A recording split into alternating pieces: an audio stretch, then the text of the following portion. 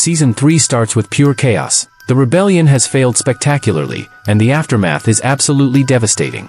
The players have surrendered to the game masters, and after this brutal battle, only 60 players remain alive. But here's the kicker, many guards have also been killed in this massacre, showing just how violent this uprising really was. Our protagonist Ji-hun is now handcuffed and completely powerless. He's not allowed to participate in any activity except the deadly games themselves.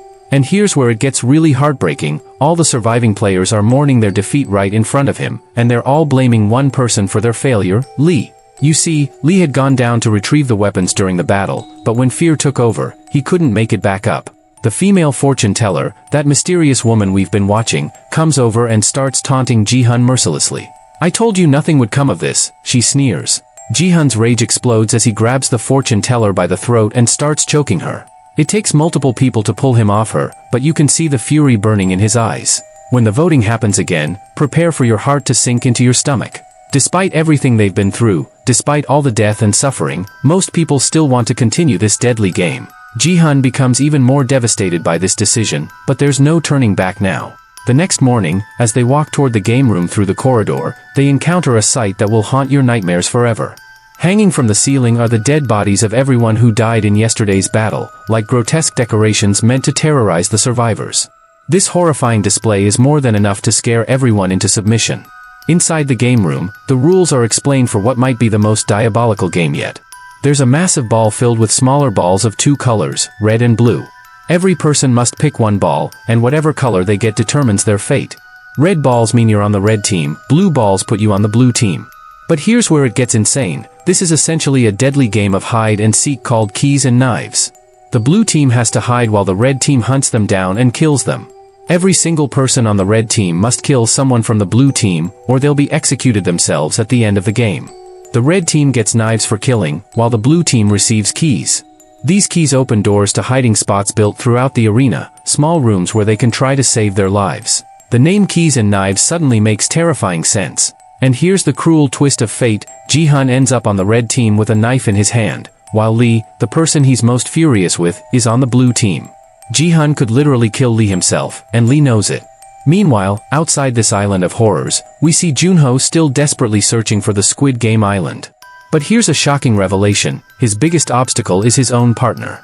This partner has been deliberately guiding him wrong because he's actually a spy sent by Junho's brother In-ho, who is the front man himself. In-ho had planted this man with Junho as part of a special plan to protect his brother and keep the island's location secret. Back to the game, and the blue team is making noise because they know their chances of survival are slim. The guards offer them a chance to exchange places with red team members, but when they try, they fail miserably. The game arena is like a maze filled with locked rooms. The blue team gets a head start to find their matching doors and hide. We see Danny, who's pregnant, still being helped by Kat and Young as they search desperately for safety. The red team is ready to hunt, and Ji-hun is absolutely obsessed with killing Lee. Lee knows this too, so he's trying to hide as quickly as possible to save his life. Some red team members are so terrified of killing that they take drugs to numb themselves before hunting their human prey. The hunt begins, and it's pure nightmare fuel. Ji-hun is searching everywhere for Lee, while the blue team frantically tries to open doors. They discover that the locks have special shapes, and their keys have matching shapes, triangle keys only open triangle doors, and so on. Kat, Yang, and Danny are lucky, they have all three types of keys.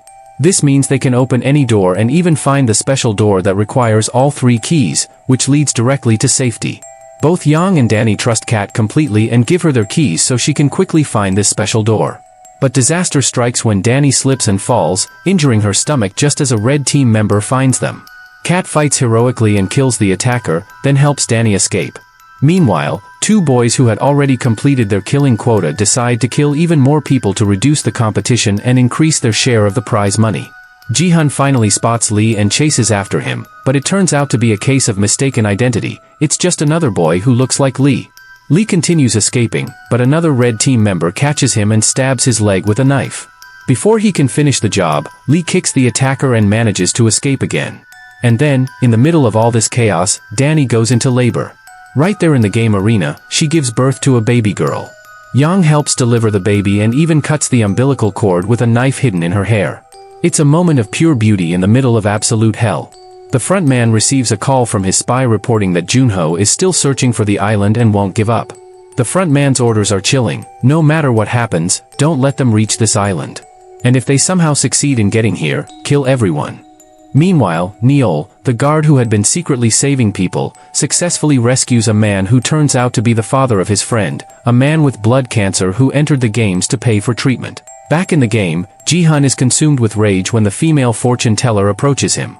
Just as Ji-hun is about to kill the fortune teller in his fury, she says, "You wanted to kill Lee, right? I just saw him going upstairs. His leg is badly injured, he couldn't have gone far." Ji-hun rushes to find Lee, and a brutal fight ensues.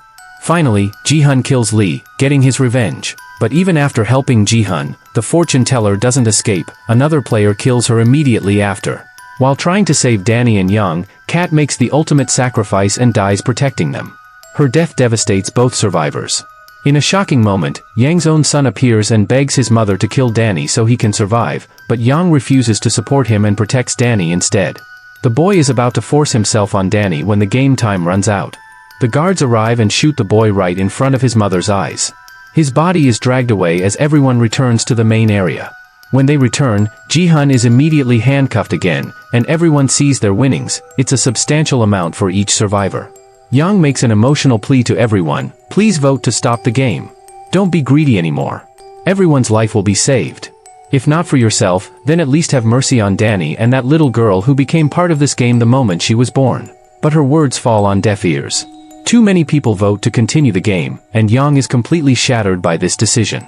That night, she holds Danny's daughter close and makes Ji-hun promise to play until the end to help Danny and her daughter. After extracting this promise, Yang takes her own life, giving all the remaining players a devastating shock. The next game is revealed: players must jump across a bridge from great heights, and even the slightest mistake means certain death. One by one, everyone starts crossing while VIPs watch from above, criticizing their behavior and enjoying the show. Meanwhile, Junho finally finds the island. He recognizes the hill where his brother shot him in the previous season. The search is finally over. Back at the game, a player starts stumbling badly on the bridge. He grabs onto it desperately to save himself, but it's no use. He loses his balance and falls to his death.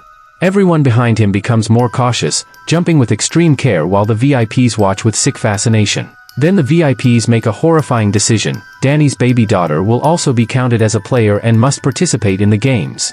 Danny begs Ji-hun for help, and he agrees. He takes off his jacket, fashions it into a baby carrier, and straps the little girl to his chest before starting the game. Crossing the bridge becomes a nightmare of survival. When someone is about to fall, they grab onto another person to save themselves, causing both to fall and die. Some people even push others off to stabilize themselves.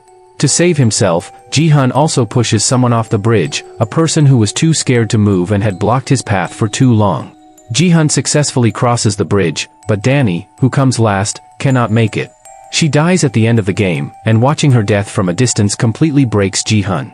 The VIPs decide that the baby will now play only with Ji-hun. Neol, who was preparing to escape the island, is spotted by masked officers. Guards attack her, but she fights back valiantly.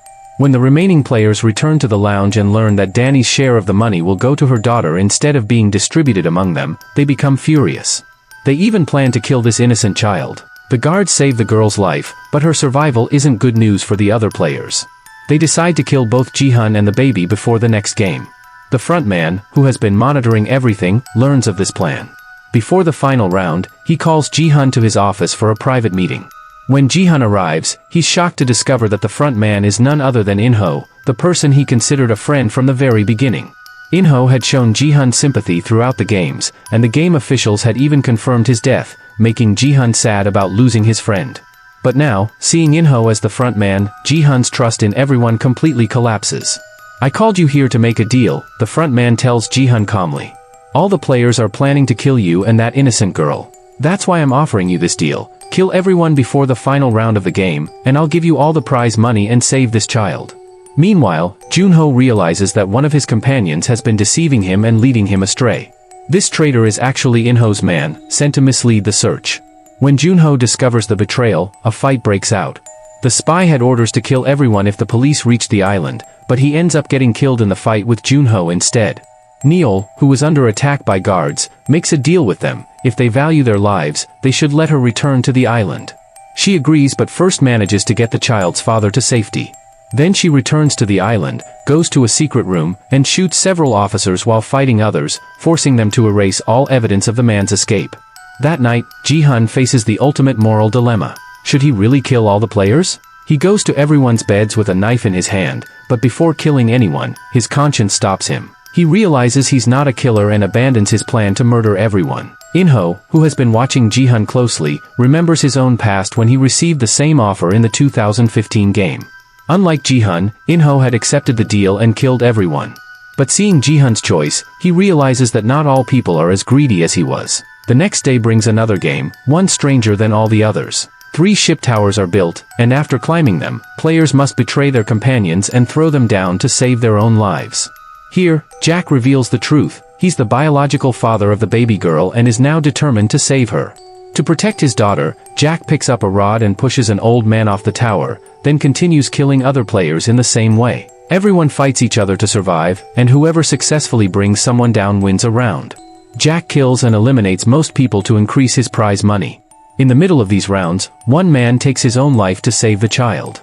Jack continues attacking with his knife, killing and eliminating players one by one until only he and Ji-hun remain. Look, Jack says to Ji-hun, give me this child. I'll eliminate her and won't say anything to you. But Ji-hun loves this child too much to put her in any danger. A fight breaks out between them over the baby.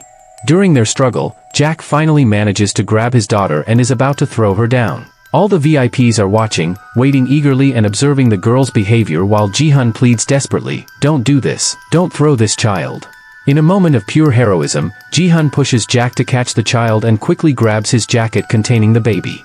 At that moment, he could have saved Jack's life as he was falling, but he chooses not to. Jack falls to his death, and in the final round, we see Ji-hun alone with the child.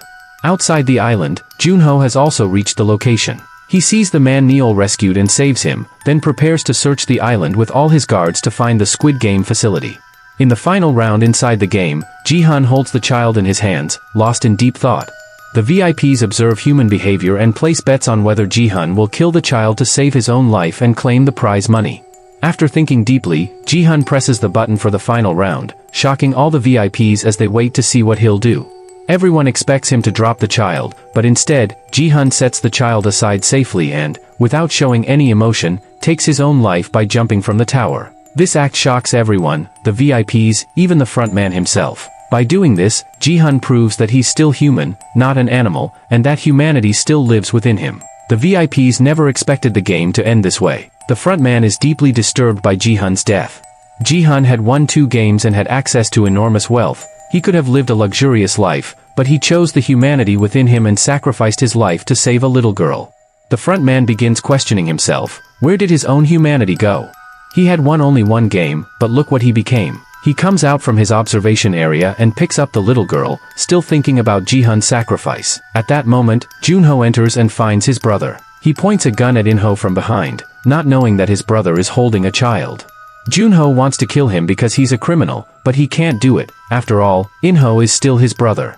Crying, he can only shout loudly, "Why did you do all this, In-ho?" In-ho, now aware that the police have arrived, immediately orders the facility to be destroyed to erase all evidence. Multiple bombs are placed throughout the building with a 30-minute timer. All the VIPs quickly prepare to leave, and the frontman and Neil also manage to escape before the facility is completely destroyed. The story jumps 6 months into the future. Junho receives a package at his home containing the same little girl and her winning prize money. He had sent her to Junho because he felt that his brother deserved a good life, and this girl also deserved the good life that only Junho could provide. In the post-credit scene, we see the frontman visiting Junho's daughter. He informs her about Junho's death and gives her Junho's card containing all his winnings. As he's about to leave, he sees a girl on the street playing the Dokji game, recruiting people to become Squid Game players. Seeing this, he understands that although that facility is destroyed, Squid Game is not over. It will now spread around the world and will be played in the US next, clearly indicating that the next part of Squid Game is coming, and with this revelation, Season 3 ends.